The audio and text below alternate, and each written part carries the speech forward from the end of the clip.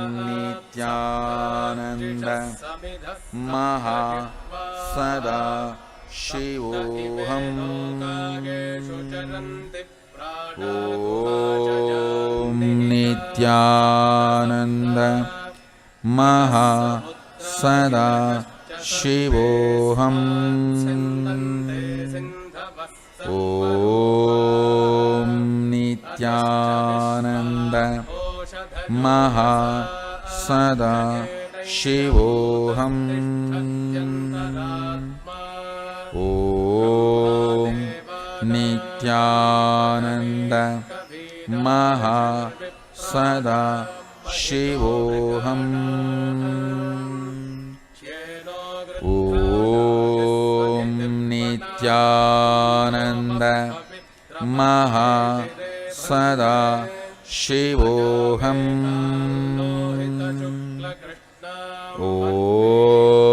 Om Nithyananda Maha Sada Shivoham. Om Nithyananda Maha Sada Shivoham. Om Nithyananda Maha Sada Shivoham.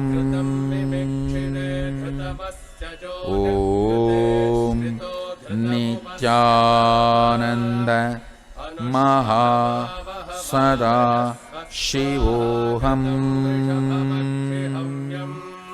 Om Nithyananda Maha Sada Shivoham. Om Nithyananda Sada Shivoham. Om Nithyananda Maha Sada Shivoham. Om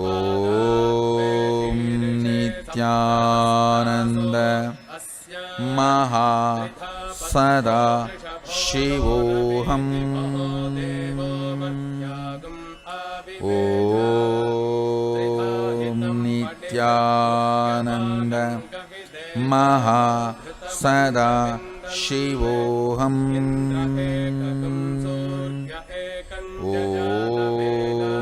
Nithyananda Maha Sada Shivoham. Om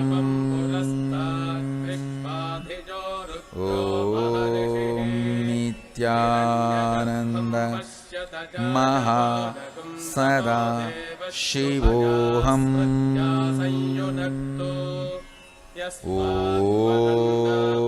Nithyananda Maha Sada Shivoham. Om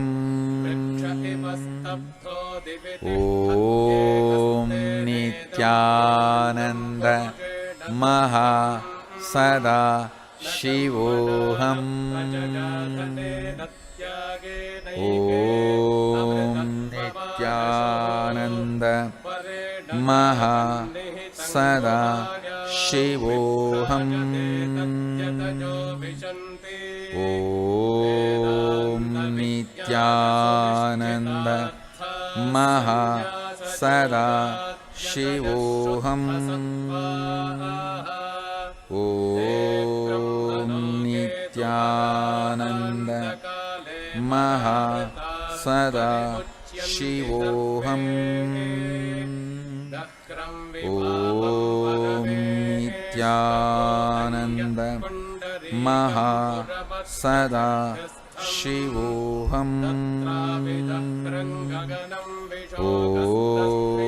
Om Nithyananda Maha Sada Shivoham. Om Nithyananda Maha Sada Shivoham. Om Nithyananda Maha Sada Shivoham. Om Nithyananda Maha Sada Shivoham.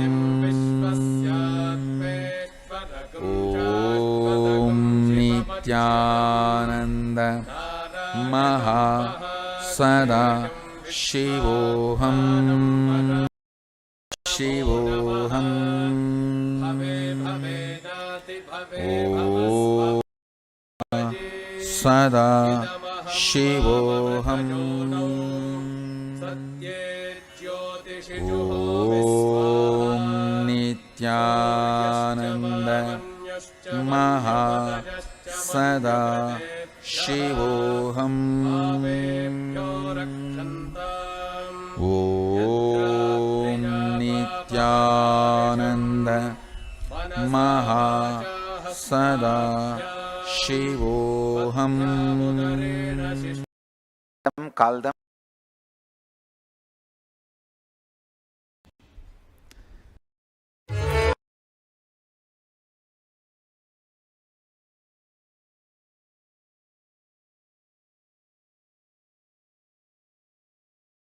Nithyanandeshwara Paramashiva Samarambam Nithyanandeshwari Parashakti Madhyamam Asmadacharya Paryantam Vande Guru Paramparam.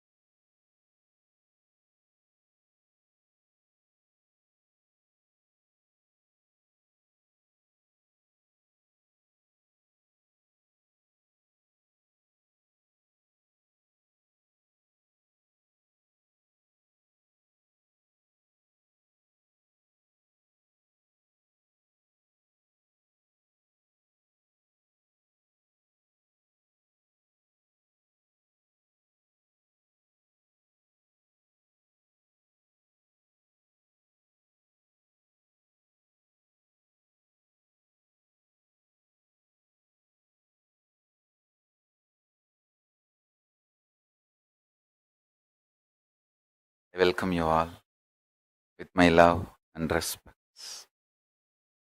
I welcome all the devotees, disciples, samajis, satsangis, Sri Mahants, Mahants, Tanidar, Kotaris, visitors, viewers, everyone sitting with us, e-Gurukul students, balasans, sannyasis, live on Nithyananda TV, YouTube Live, Facebook Live, Enlighten App, Kailasa TV, Hinduism Now, Twitter, and two-way video conferencing, having Nayana Diksha. I welcome all of you with my love and respect.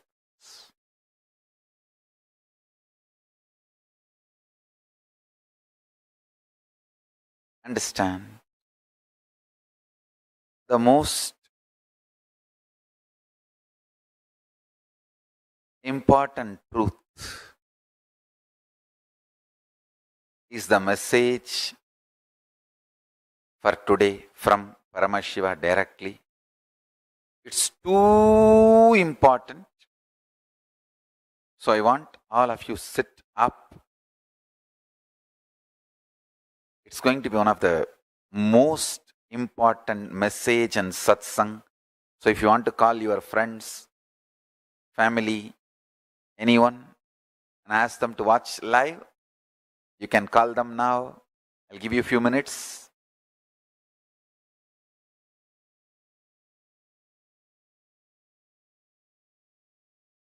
You can Remind them, call them, do whatever you want. It's going to be too important message. Okay, let me start. You guys go on calling. I'm going to start.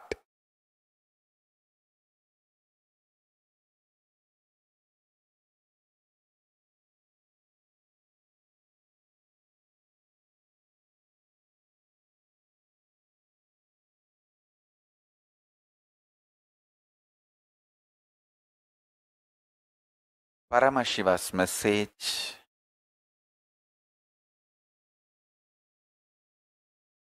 from Sri Kailasa directly.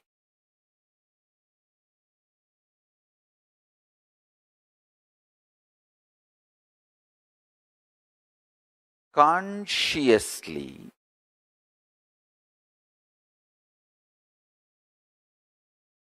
manifest the future by planting your conscious sankalpa, decision, your conscious will, by renouncing the SDHD, self-doubt, self-hatred, self-denial. You will manifest your future as you want. Now, let me expand. Listen carefully.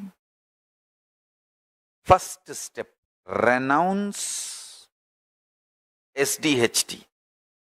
Tyaga. Tena tyaktena bunjita makrita kasya sviddanam guruvannevega jijivishe chadagno samaha. Listen carefully. It is by renouncing all our silly talks inside. Please understand. It is by renouncing the dream you raise to Jakrat, waking state. It is by renouncing the waking state you raise to Turiya, higher state, fourth state of consciousness.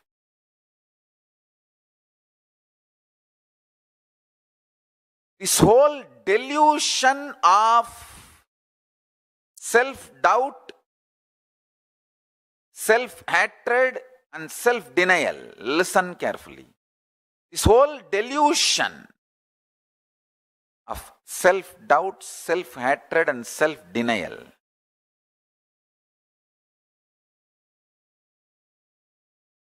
by renouncing this,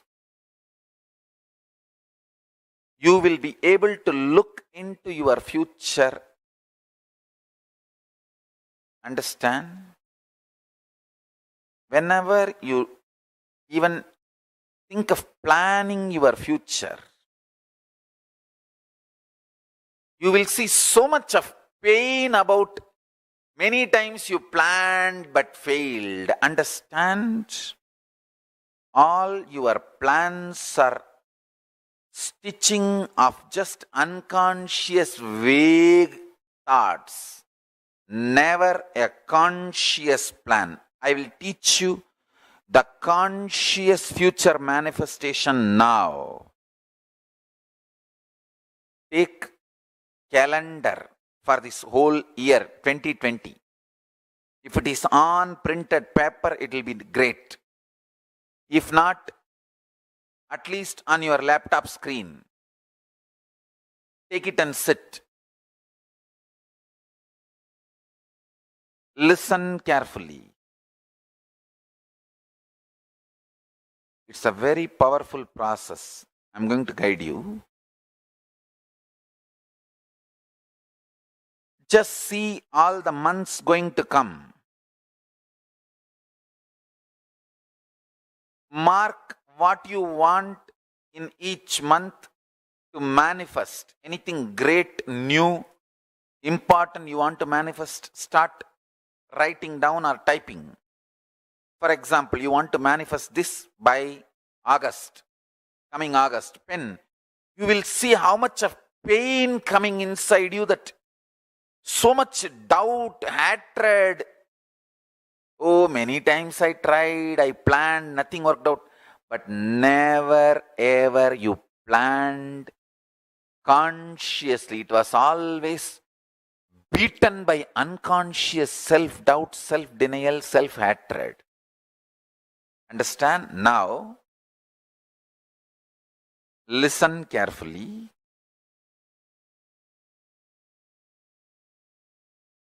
To all my disciples, I am giving you the boon. What you are going to plan now, I will make it into reality. So my powers are more powerful than your self-doubt, self-denial, self-hatred. Drop your self-doubt, self-denial, self-hatred. Drop your pain. So sometimes even after Swamiji blessing, I did not manifest it. Stop. Drop all that unconscious, vague thinking.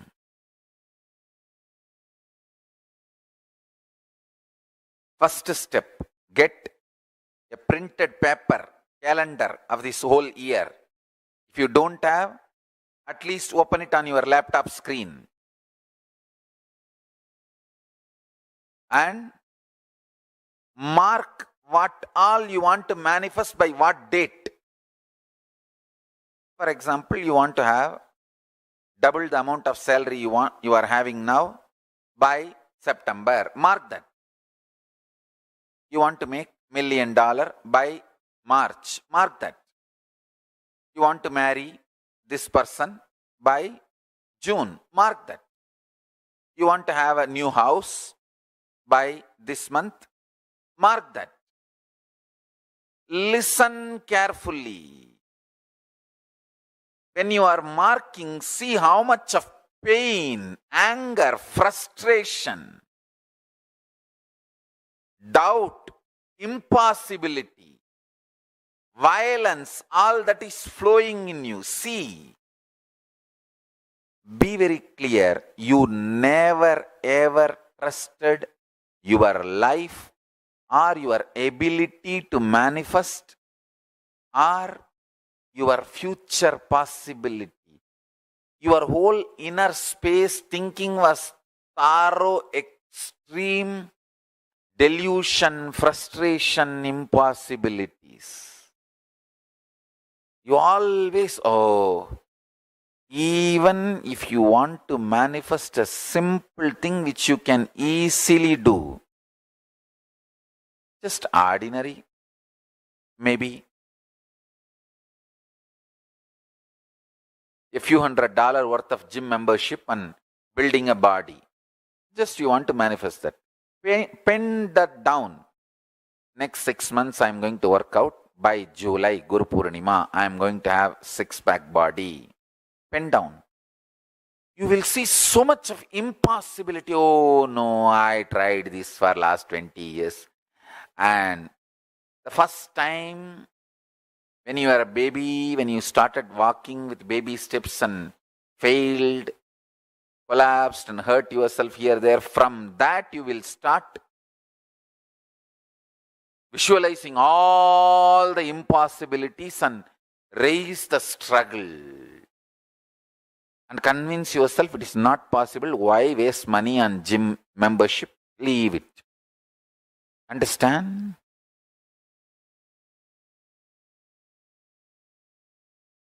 Death happens when you stop breathing. Death starts when you stop trying. Death starts when you stop trying. Death happens when you stop breathing. When you stop breathing, it is called death happened. But death starts when you stop trying.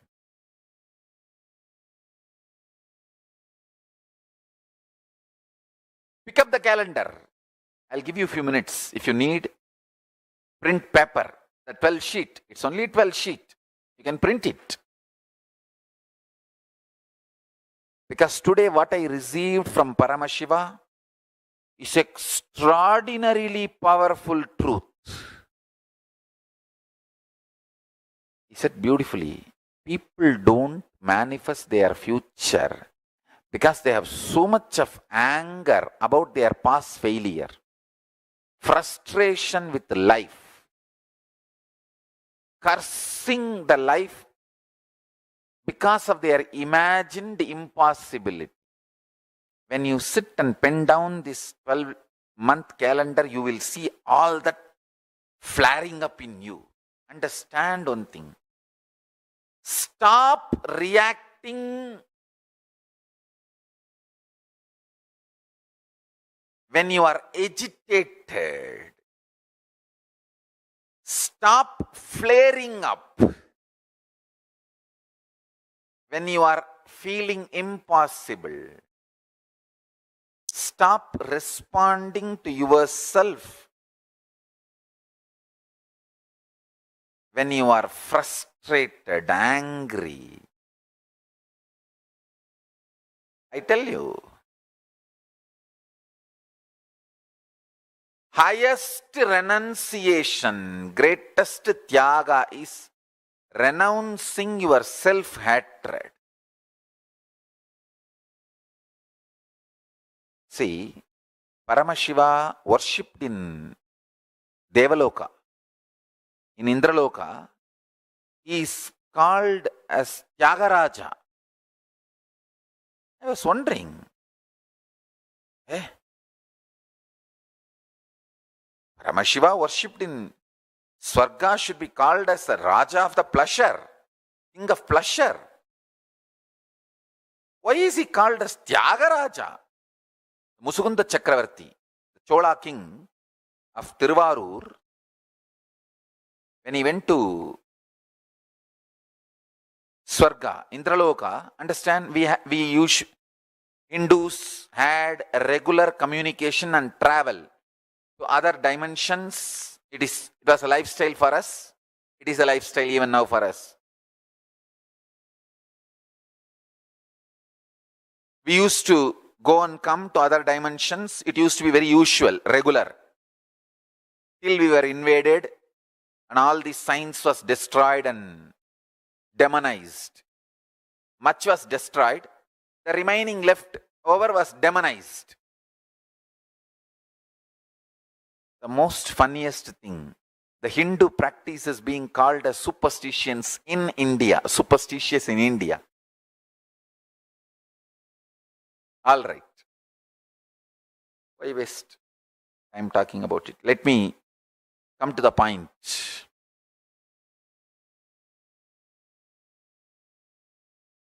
The Musukunda Chakravarti went to Swarga Loka and he even helped Devatas in their war with Rakshasas.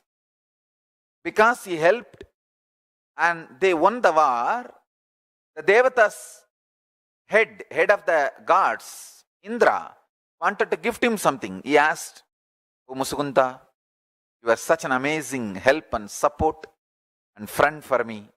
Please ask what do you want." And do you know funny thing? Musukunda Chakravarti did not ask, "I want to stay in Swarga." No. He said, "My Chola kingdom is much more amazing than Swarga. There is nothing you can give me. There is nothing you can give me.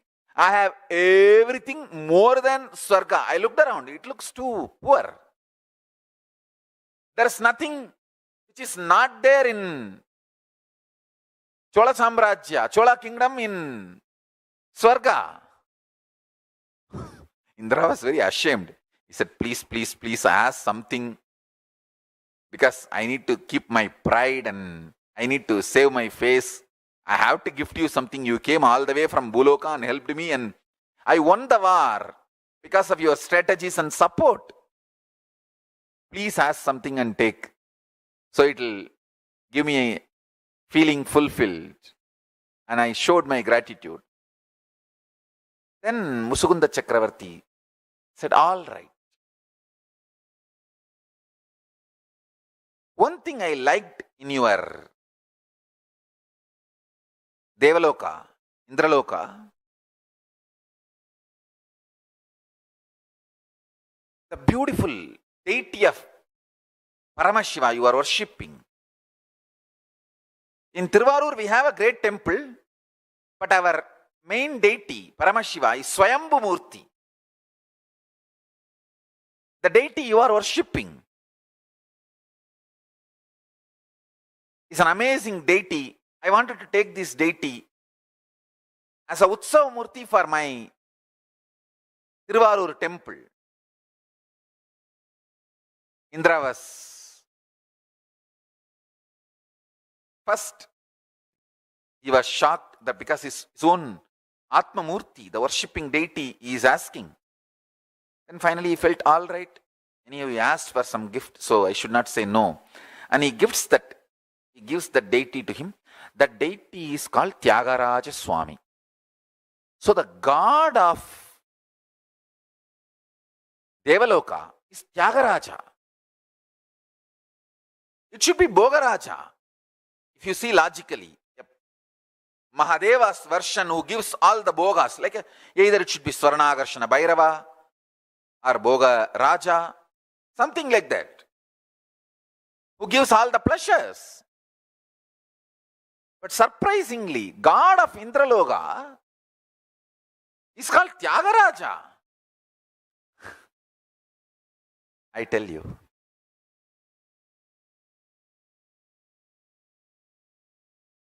if you learn Tyaga, you will be in Swarga. If you learn Tyaga, you will be in Deva Loka. If you learn Tyaga, you will be in Indra Loka. Actually, as per the document, it says the god of Deva Loka. In Deva Loka, there are 3 divisions. Swarga. Swarga is like a name of that whole dimension. Bhur, Bhuva, Suva. That whole dimension is called Swarga. In Swarga, Deva Loka. In Deva Loka, there is one part called Indra Loka. So all the 3 words you should not confuse. It's like address. Swarga is the address of the dimension, like a nation. Deva Loka is like a state. Indra Loka is like a headquarters. Understand? Hindus had a clear communication, traveling, even luggage transportation. Things used to go from here to there and from there to here with other planes of existence. Nobody is alien for us in the whole cosmos. That is why the word alien does not exist in Hinduism.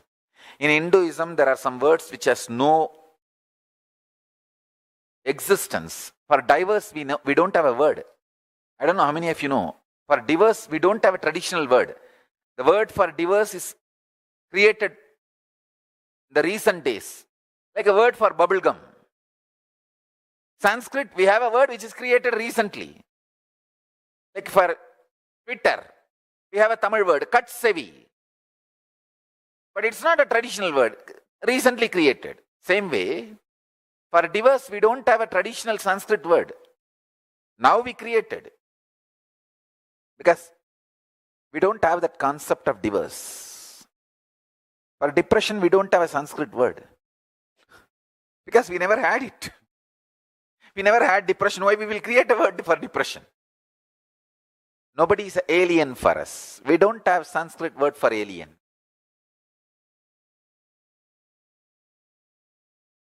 Rishis, Munis, Gandharva, Kinnara, Kimpuruda. Precise description.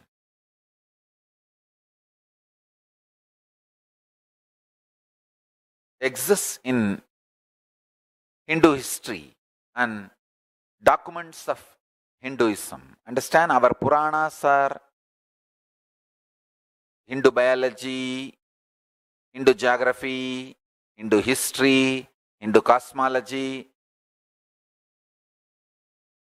If you just glance through the 18 Puranas and Upapuranas, 28 Agamas and 200 Upagamas, little more than 200, 208 I think precisely. 112 Upanishads. Just if you glance, you will understand. Hindus regularly traveled.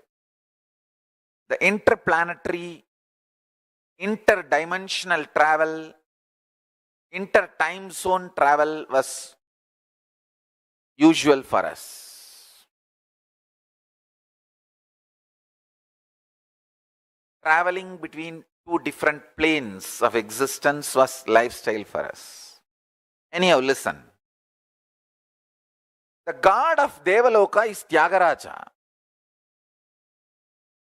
That same deity still exists. It is sitting in Tiruvarur Tyagaraja Swami temple. If any of you are in Tamil Nadu, don't miss seeing the 6 items. I'll tell you, the 6 items.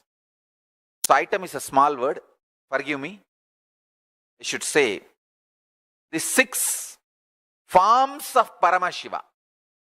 6 forms of Paramashiva you should not miss. 1. Tiruvarur Tyagaraja Swami. 2nd. Nerur Sadasiva Brahmendral Samadhi. On his very body, there is a bilva tree which has grown out of his very bioenergy.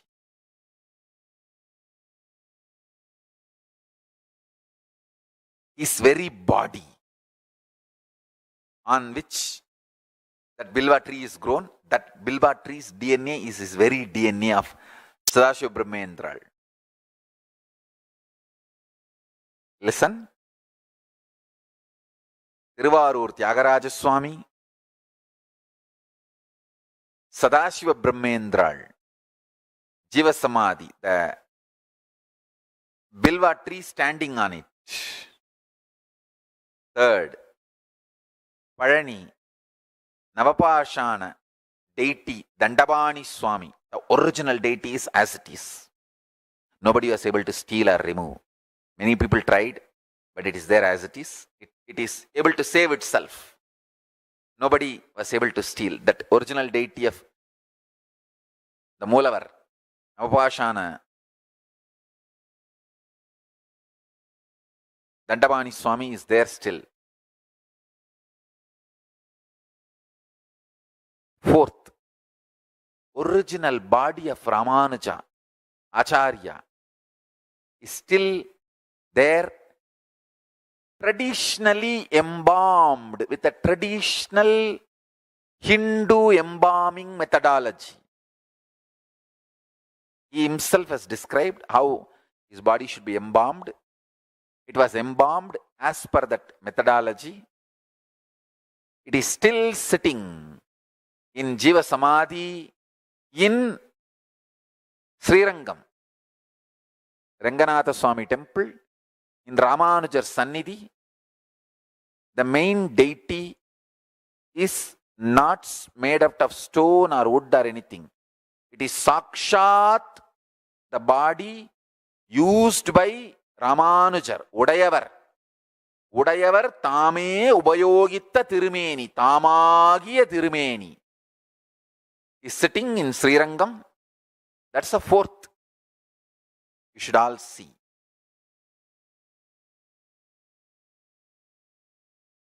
Listen carefully.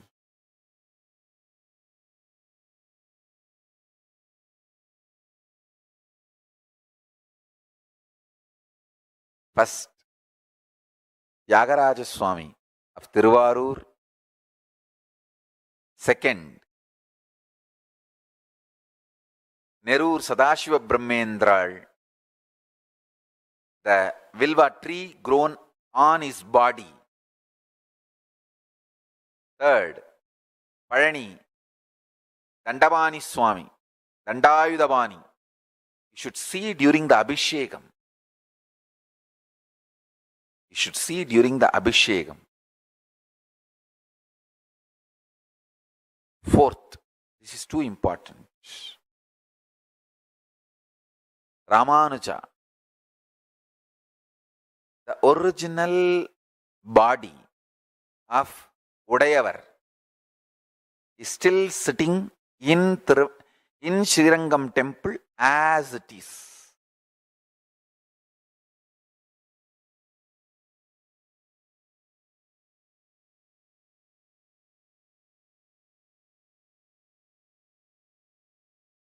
It is not carved.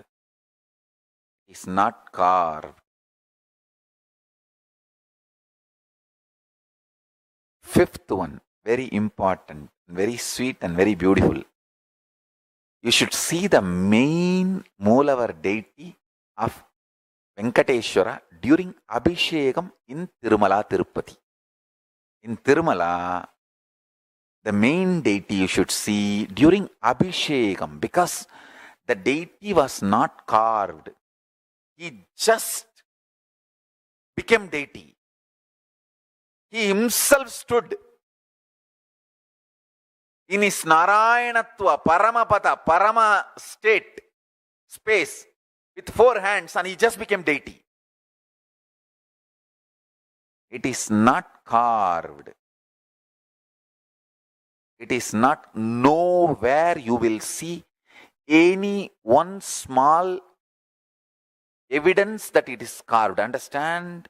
Any carved deity will have that, some one corner, it will have that evidence. It is carved. Like one bead will be little smaller than the other bead, and somewhere that symmetry will miss.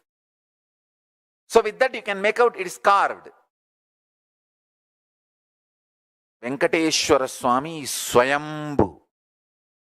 Bhagavan Srinivasa. He himself stood and with his 4 hands just became deity. That's the 5th one. 6th one, the main Moola Lingam of Arunachaleshwara. During Abhishekam, you should see. These 6 directly radiating Paramashiva, ultimate absolute. Understand?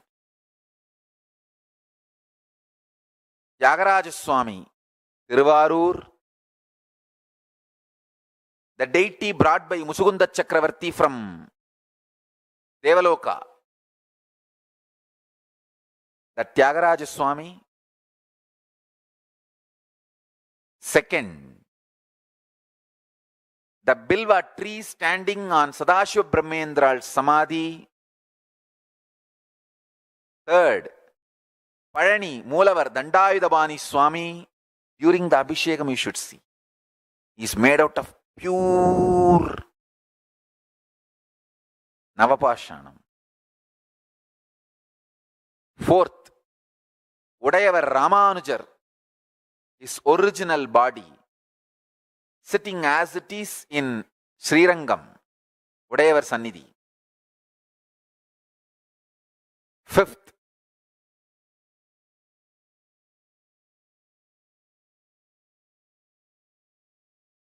Venkateshwara Swami, the original deity, as he is standing in Garbhagriha of Tirumala, Tirupati, Tirumala.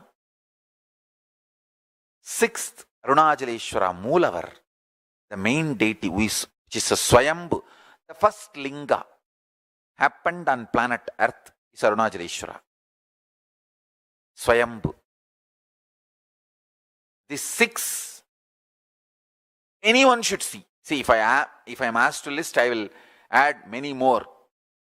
Tiruchangood Ardhanarishwara Swami. I will add more. These 6 minimum, everyone in Tamil Nadu should have darshan. All these 6 directly represents Paramashiva. Of course, Ramanuja naturally Paramapadam of the Vishnu. The space of Mahavishnu, Vaikuntha. Understand? I was wondering why God of Deva Loka is called Tyagaraja. Either he should be called Yogaraja. If you do yoga, you will reach Deva Loka. Or he should be called Bhogaraja.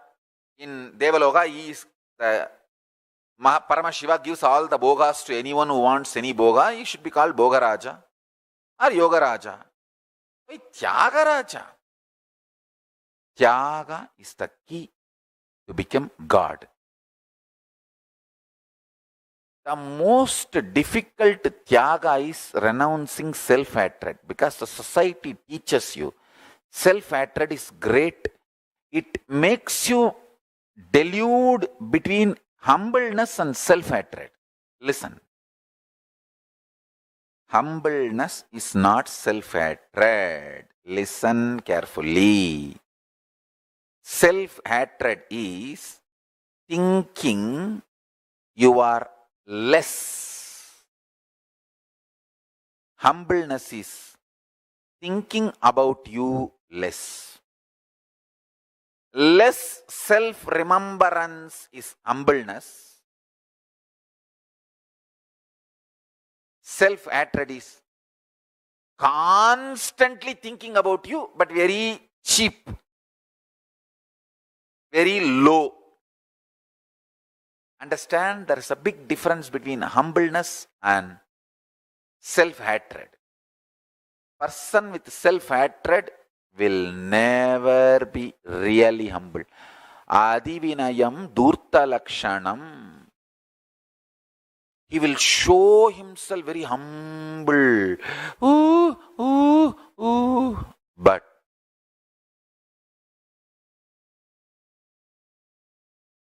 he is not humble. Understand? A real humbleness will be out of powerfulness. Society deludes you, makes you mistake humbleness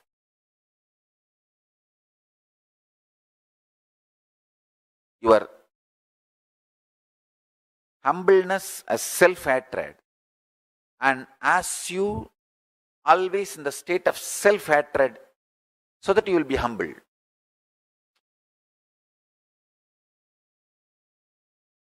Self-hatred is not humbleness. Most difficult thing to renounce in the life is self-hatred. So much of self-hatred, self-doubt, self-denial. That is why even if you think of future plans, so much of impossibility and you shrink. No, one more suffering, pain of failure, why should I face? Fool. Because of pain of failure, you don't plan, and naturally, no plan means failure. It is like because you are afraid some guest will come to your home, you call that person and tell him, please come.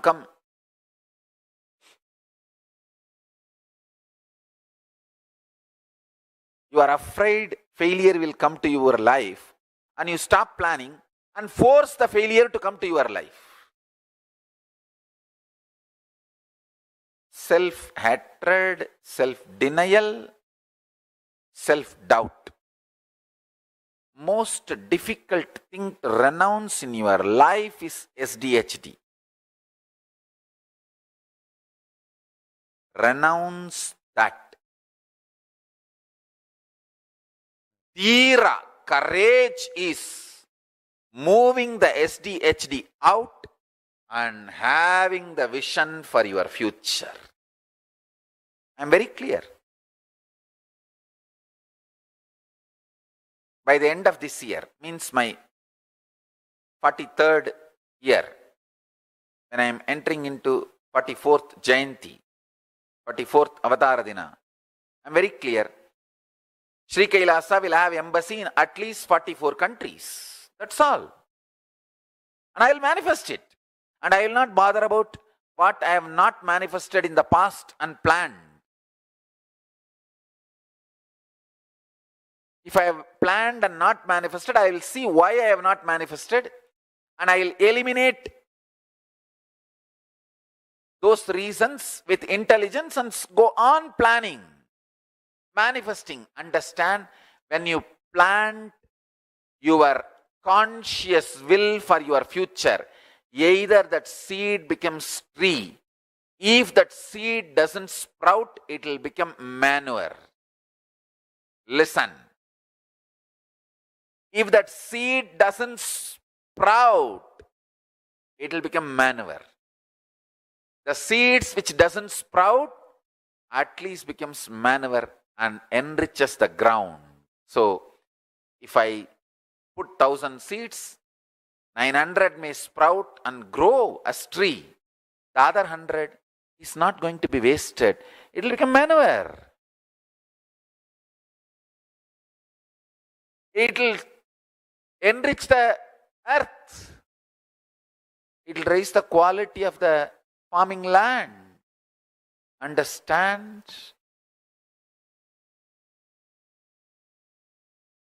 Because of your pain and frustration, fear of failures, doesn't want to face one more pain of not achieving what you want and all those frustration ganging up, and you don't even put the seed, then what are you hoping for?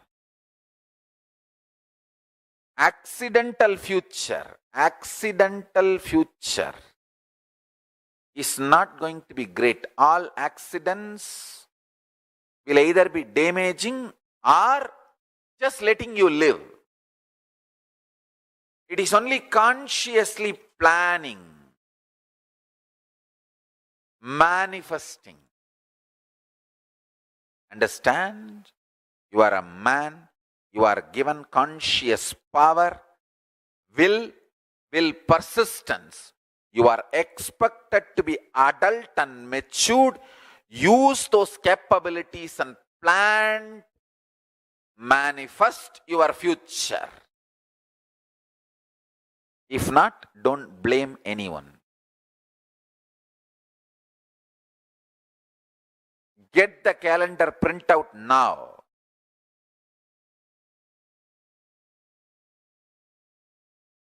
In few minutes, I'll start the process. Get the calendar printout now. In few minutes, I'll give you more deeper, elaborate understandings. Stay tuned. I'll teach you the process.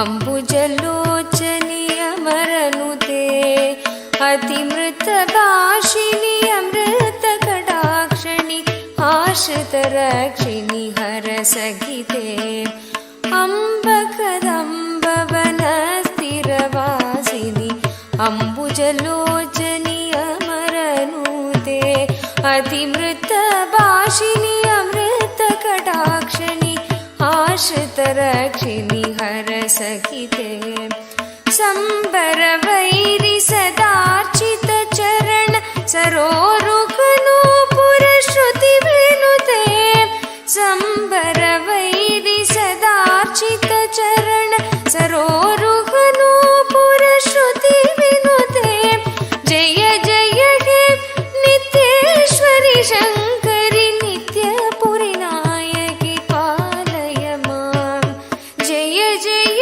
हे नित्येश्वरि शङ्करि नित्यपुरि नायकि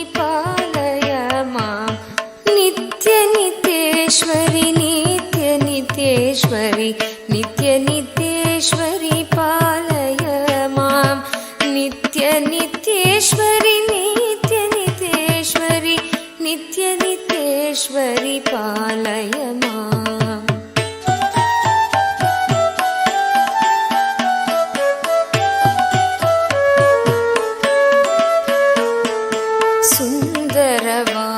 सुन्दरवामशरीरणि सुललित वेशिनिलम्बोदर जननी सुन्दरवाम शरीरणि सुललित वेशिनिलम्बोदर जननी सुरपति पूजित पदकमले कल हंस समान मृतुदमनी सुरपति पूजित पदकमले कल हंस समान मृतुदमनी सन्दन सर्जित कुशमण्डल मणिभूषणि मन्मन वयसमनी सन्दन सर्जित कुशमण्डल मणिभूषणि मन्मन भयसमनी जय जय हे नित्येश्वरि शङ्करि नित्यपुरि नायकि पालय माम् जय जय हे नित्येश्वरि शङ्करि नित्यपुरि नायकि पालय माम् नित्यनित्येश्वरि नित्यनित्येश्वरि पालय माम् नित्यनित्येश्वरि नित्यनित्येश्वरि नित्यनित्येश्वरि पालय माम्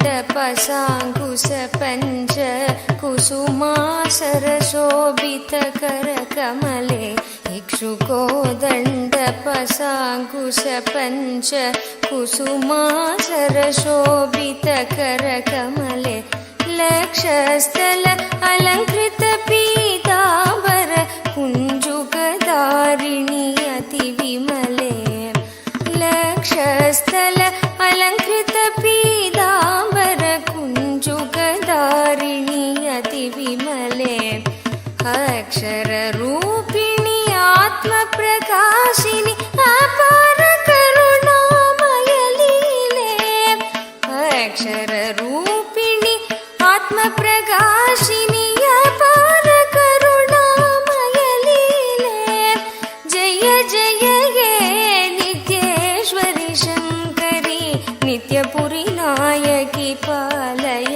माम् जय जय हे नित्येश्वरि शङ्करि नित्यपुरि नायकि पालय माम् नित्यनित्येश्वरि नित्यनित्येश्वरि नित्यनित्येश्वरि पालय माम् नित्यनित्येश्वरि नित्यनित्येश्वरि नित्यनित्येश्वरि पालय माम् नित्यनित्येश्वरि नित्यनित्येश्वरि नित्यनित्येश्वरि पालय माम् नित्यनित्येश्वरि नित्यनित्येश्वरि नित्यनित्येश्वरि पालय माम्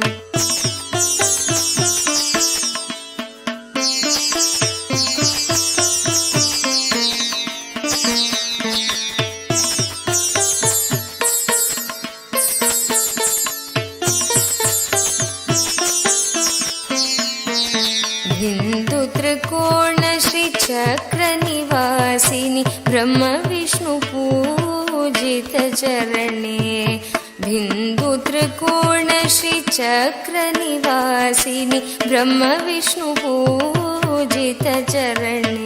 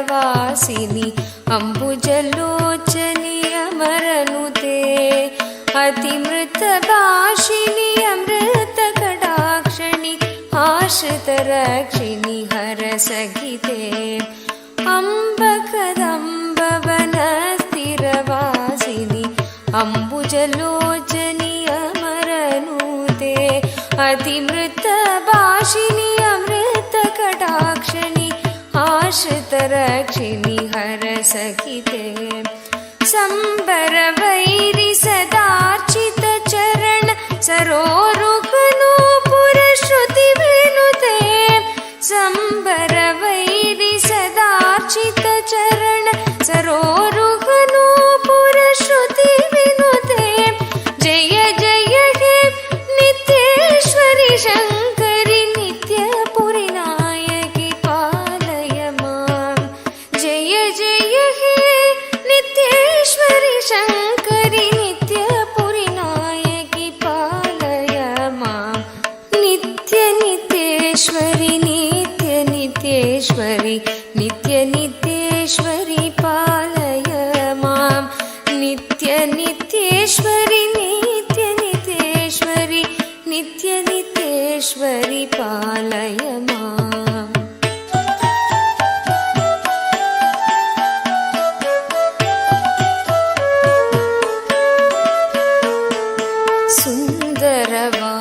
सुन्दरवामशरीरणि सुललित वेशिनि लम्बोदर जननी सुन्दरवाम शरीरणि सुललित वेशिनि लम्बोदर जननी सुरपति पूजित पदकमले कल हंस समान मृतुदमनी सुरपति पूजित पदकमले कल हंस समान मृतुदमनी सन्दन सर्चित कुशमण्डल मणिभूषणि मन्मन भयशमनी सन्दन सर्चित कुशमण्डल मणिभूषणि मन्मन भयशमनी जय जय हे नित्येश्वरि शङ्करि नित्यपुरि नायकि पालय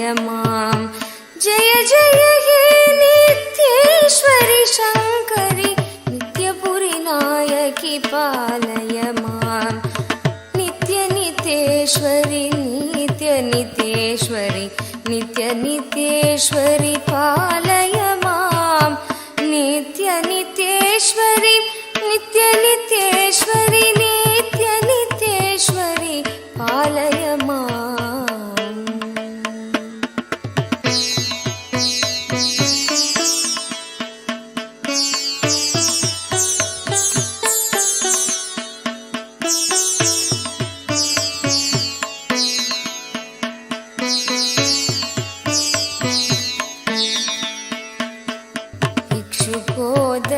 इक्षुकोदण्डपशाङ्कुश पञ्च कुसुमासरशोभितकरकमले इक्षुकोदण्डपशाङ्कुश पञ्च कुसुमासरशोभितकरकमले लक्षस्थल अलङ्कृत पीताम्बर कुञ्जुकधारिणि अतिविमले लक्षस्थल अलङ्कृत पीताम्बर कुञ्जुकधारिणि अतिविमले अक्षररूपिणि आत्मप्रकाशिनि अपार करुणामय लीले अक्षररूपिणि आत्मप्रकाशिनि अपार करुणामय लीले जय जय हे नित्येश्वरि शङ्करि नित्यपुरि नायकि पालय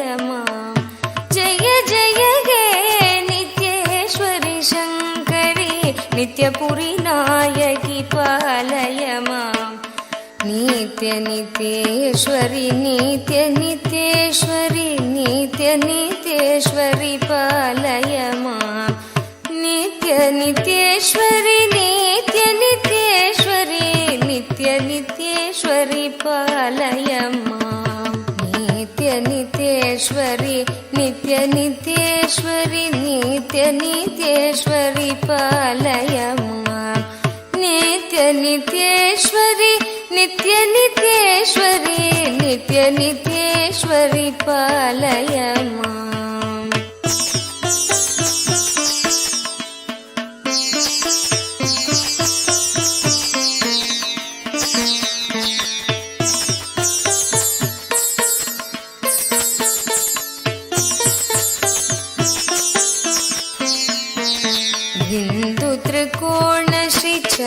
चक्रनिवासिनि ब्रह्म विष्णु पूजित चरणे बिन्दु त्रिकोण श्री चक्रनिवासिनि ब्रह्म विष्णु पूजित चरणे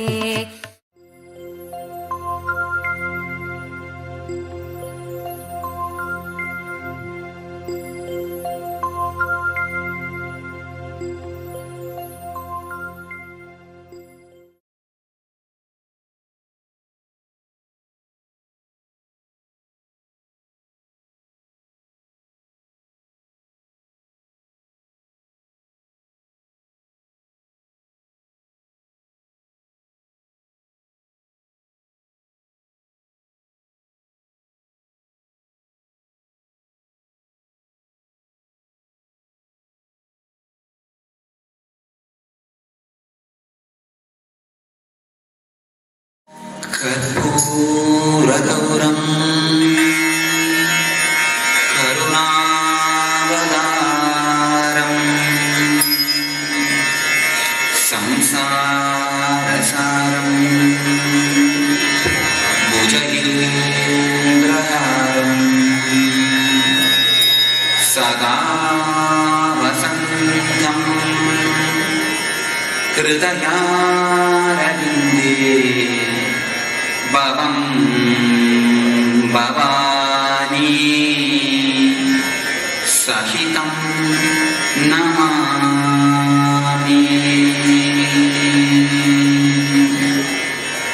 भवं भवानी सहितं Namami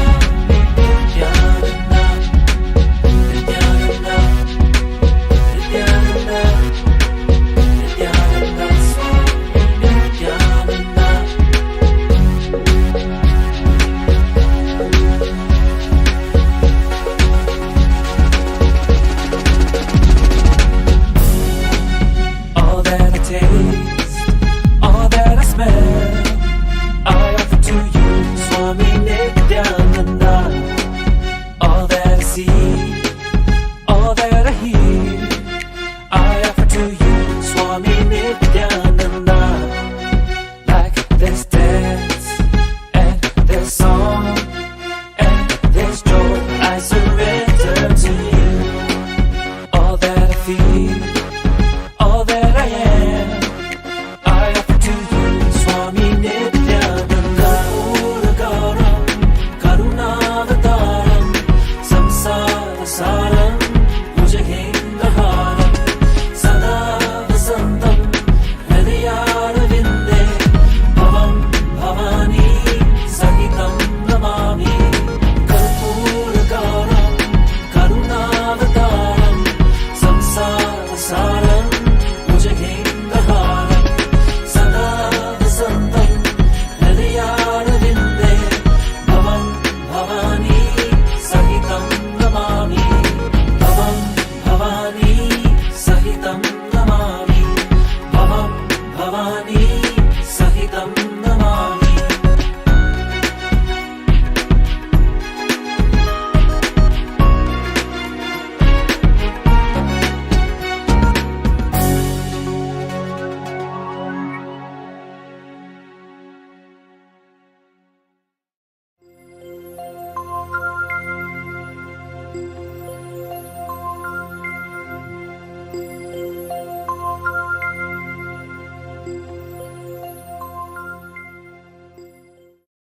Paramashiva. Nithyananda Paramashivoham. Nithyananda Paramashiva. Nithyananda Paramashivoham. Nithyananda Paramashiva. Nithyananda Paramashivoham. Nithyananda Paramashiva. Nithyananda Paramashivoham. Nithyananda Paramashiva. Nithyananda Paramashivoham. Nithyananda Paramashiva. Nithyananda Paramashivoham. Nithyananda Paramashivoham. Om Nithyananda Paramashivoham.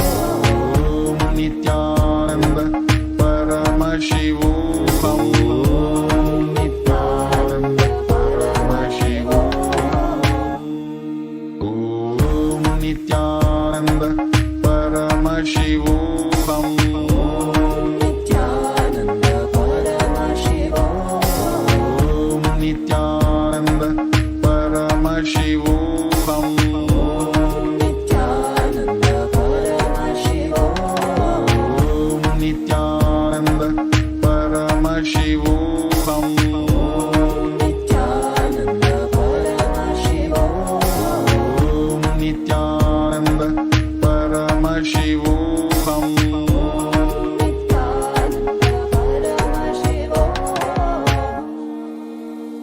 Om Nithyananda Paramashivoham.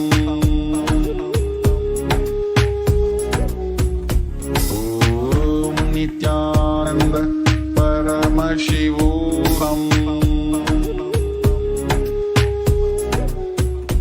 Om Nithyananda Paramashivoham. Nithyananda Paramashiva.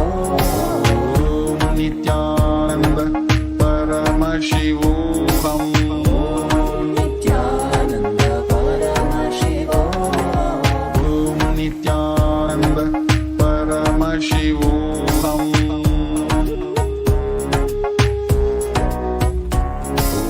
Om Nithyananda Paramashivoham. Om Nithyananda Paramashivoham. Nithyananda Paramashiva. Om Nithyananda Paramashivoham. Nithyananda Paramashiva. Om Nithyananda Paramashivoham. Nithyananda Paramashiva. Om Nithyananda Paramashivoham. Nithyananda Paramashiva.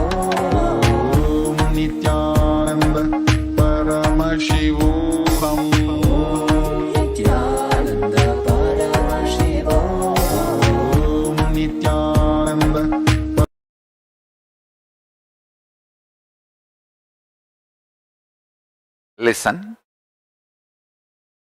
I'll guide you further, deeper and deeper secrets of this process in next satsangs.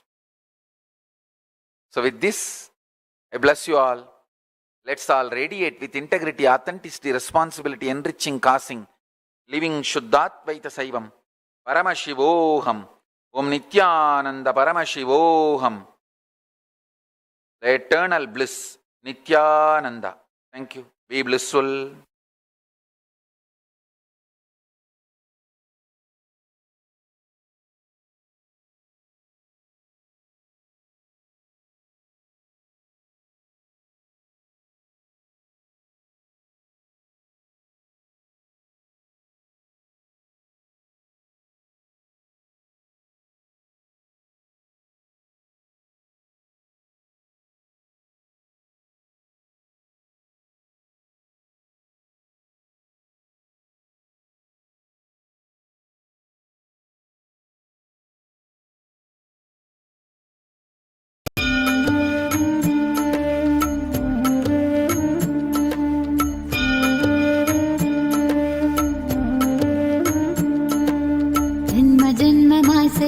தவமோ உற்ற நண்பனாய் நித்யானந்தனும் வந்து உதித்தான் ஜென்ம ஜென்மமாய் செய்த தவமோ உற்ற நண்பனாய் நித்யானந்தனும் வந்து உதித்தான் காக்கும் இறையே நட்பின் உருவாய் வந்த களிப்பால் கட்டு கடங்கா மகிழ்வு கொண்டே மலை போல் வரும் துயர் யாவையும் நொடிப்போதினில் பொடியாக்கிட புயலாய் வருவான், துணையென வருவான். ஜென்ம ஜென்மமாய் செய்த தவமோ உற்ற நண்பனாய் நித்யானந்தன் வந்து உதித்தான்.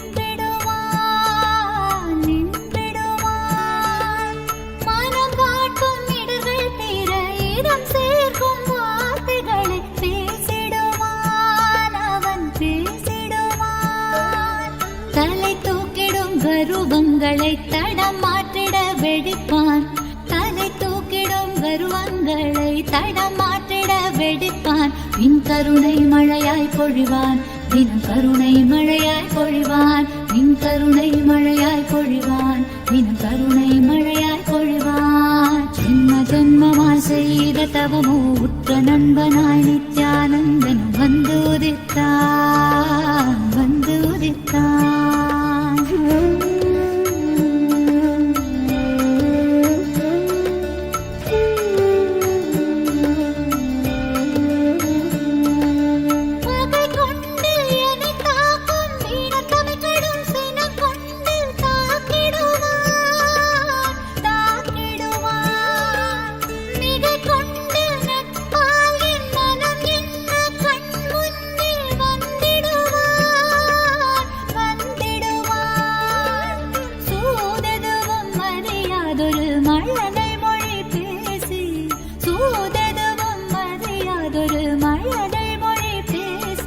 எந்தன் மகிழ்வை தளர்த்திடச் செய்வான், நித்தின் மகிழ்வை தளர்த்திடச் செய்வான்.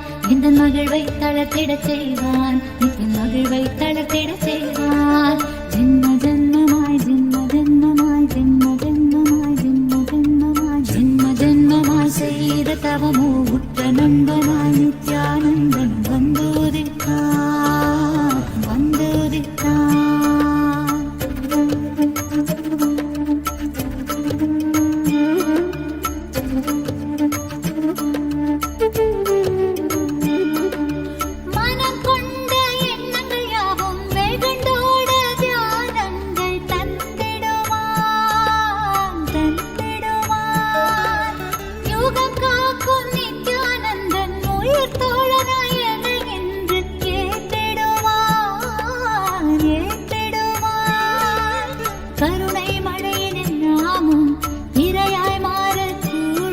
அவன் கருணை மழையில்